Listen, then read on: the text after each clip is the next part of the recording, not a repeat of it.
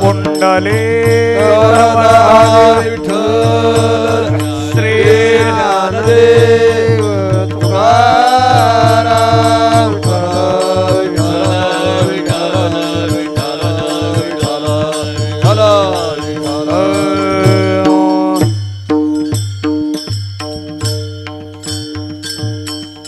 उपजुनिया पुढती येवो काला खावो दही भात वैकुंठितो ऐसे नाही कवळ काही काल्याचे एकमेका देवो मुखे सुखे घालो हुंबरी वैकुंठितो ऐसे नाही कवळ काही काल्याचे तुका मने वाळवट बरवे नीट उत्तम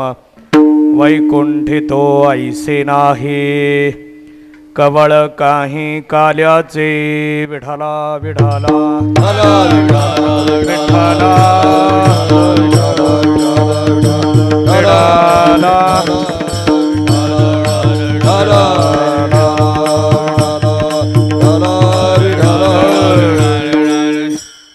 पांडुरंगा करो प्रथम पांडुरंगा करो प्रथम पांडुरंगा करो प्रथम पांडुरंगा करो प्रथम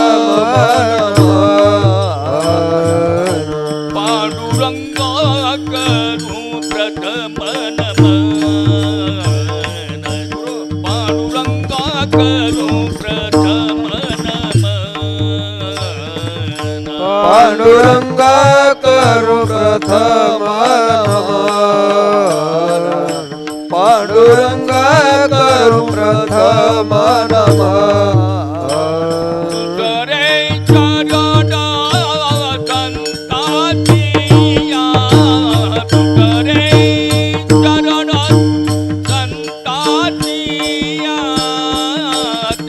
कृपादाने कथे साविता कथेचा विचार सरे चरण संताजिया सरे चरण संताजिया त्यांच्या कृपादाने कथेचा विचार त्यांच्या कृपादाने कथेचा विचार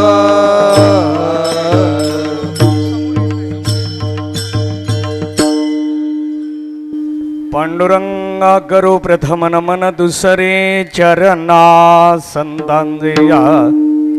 त्यांच्या कृपादाने कथेचा विस्तारू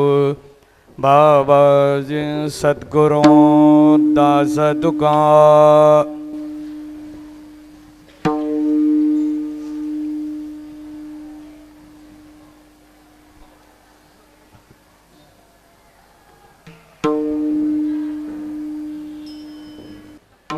नमो ज्ञानेश्वरा नमो ज्ञानेश्वरा निवृत्ति उदारा सोपान देवा मुक्ताबाये नमो त्रिभुवन पावने आदत्राया जननी देवाचे ये प्रस्तुत कीर्तन सेवेसाठी घेतलेला जो अभंग आहे देहूचे संत श्रेष्ठ जगद्गुरु तुकोबाराय यांच्या गाथ्यातील काल्याचं लक्षण मांडणारा चार चरणाचा सर्वांच्या पाठातला अभंग आज या ठिकाणी वारकरी प्रतिष्ठान व सेवा समितीच्या माध्यमातून आयोजित करण्यात आलेला कार्यक्रम हरिभक्तिपरायण तुकाराम भोसले महाराज हरिभक्तिपरायण पुरुषोत्तम सुरवसे महाराज सर्व संयोजक मंडळ यांच्या माध्यमातून आयोजित असा हा कार्यक्रम आणि अशा या कार्यक्रमामध्ये काल्याची सेवा माझ्याकडे आलेली आहे। खरं तर या संयोजकांच्या मुळे पांडुरंगाच्या दरबारामध्ये सानिध्यामध्ये पवित्र अशा या स्थानामध्ये श्रीमद भागवत कथा व कालाकीर्तनाचा योग या निमित्ताने प्राप्त होतोय। या ठिकाणी कार्यक्रम करण्यासाठी श्री विठ्ठल रुक्मिणी मंदिरे समिती यांच्या माध्यमातून मंदिरे समितीचे सह अध्यक्ष आदरणीय हरिभक्तीपरायण गहिनीनाथ महाराज औसेकर महाराज व सन्मान्य शेळके साहेब, सन्मान्य राऊत साहेब, सन्मान्य संजयजी कोकिळ साहेब, सर्व अधिकारी मंडळी यांच्या परवानगीने पंचदिनी कार्यक्रमाचं आयोजन करण्यात आलं। हा कार्यक्रम या ठिकाणी करण्यासाठी खूप कष्ट आणि प्रयत्न केले। मोठ्या बंधू समान जे माझ्यावर प्रेम करतात असे आदरणीय हरिभक्तीपरायण भागवत महाराज चौरे महाराज, आंबेकर आजरेकर फड, पंढरपूर महाराजांचं खूप प्रेम आहे आणि म्हणून मी एखादा विषय मांडायला अवकाश, साष्टांग नमस्कार, महाराजांच्या समोर एखादा विषय मांडायला अवकाश इथं पंढरपूरमध्ये ताबडतोब प्रयत्न सुरू होतो आणि म्हणून महाराजांनी मंदिर समितीच्या समोर आपला अर्ज नेला आणि श्रावण महिन्यामध्येच आपल्याला कार्यक्रम मिळावा असा अट्टहास केला। पण पांडुरंगाची इच्छा होती, पितृपक्ष पंधरवाड्यात कार्यक्रमाशिवाय मला करमणार नाही, 15 दिवस कुणीच येणार नाही इकडं, महाळे महाळे महाळेत म्हणून। जसं आत्ता या 2-3 दिवसात आमचे बापू सारखं सांगतायत, एकटाच रूमवर आहे, करमत नाही। आता आमचा सगळा नाविलाज आहे, कार्यक्रम एकीकडे, राहणं एकीकडे, बापू एकीकडे, सगळा विषय भिन्न आहे, सगळ्या गोष्टी शक्य नाहीत होत आणि त्या खूप कठीण जातात। जसं भजनाविना त्यांना करमत नाही तसं पांडुरंगाला सुद्धा हे 15 दिवस करमणार नाही असं पांडुरंगाला वाटणं असणार आहे आणि हे 15 दिवस तरी माझ्या भक्तांपासून, वारकऱ्यापासून मी बाजूला का राहावं म्हणून पांडुरंगाने श्रावण महिन्यात आम्हाला कार्यक्रमाला थांबवलं असणार आहे आणि म्हणून पक्ष पंधरवाड्यामध्ये हा कार्यक्रम आपण घेतला। आणि काल बोलत असताना मला तुकाराम भोसले महाराजांनी सांगितलं की काका आपण हा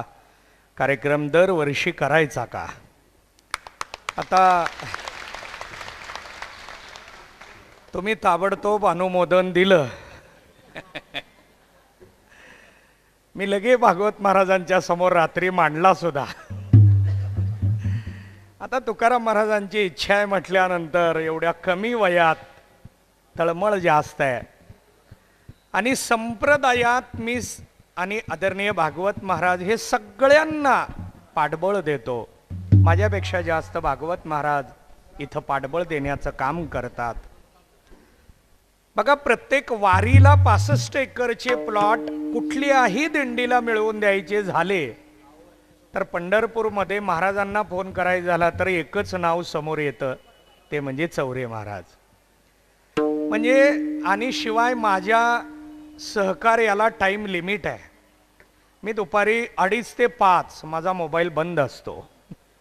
मला टाइम लिमिट आहे। पण भागवत महाराजांना रात्री 11 वाजता फोन करा, 12 वाजता फोन करा, काही नाही, ती सेवा उपलब्ध करून देतात। 8 तारखेला आपण सगळे कार्यक्रम